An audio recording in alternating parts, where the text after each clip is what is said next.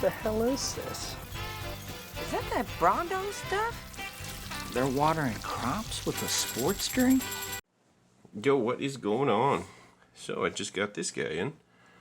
We'll, still got the plastic on it. We'll get in there and cut it open. Yeah, you go. You. Oh, not very sharp. All right, let's see what's in here.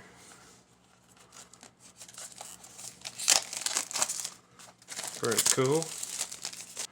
Alright, we're getting into it. Oh, almost. There we go. Oh, that is... okay, that is foam. That is going to be tough to get out of there. I have to open both sides and push it out. Alright, so here we go. Come on. Ooh. Oh, flashy.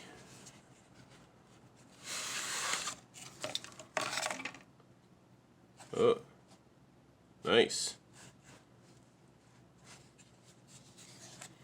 It's better than I was expecting. So what number do we get? Let's see if we can zoom in on that. Zoom me. What does that say? It's really small. 27? Looks like 27. Yes, that would be the 27th one.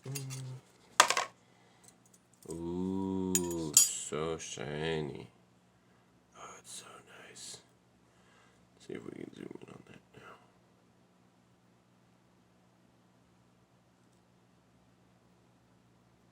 There we go. Now I can see it. Right on.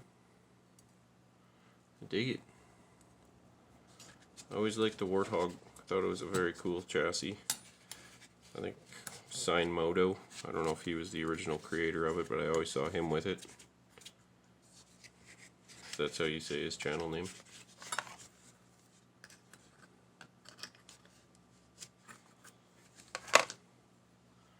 Oh yeah, that's nice.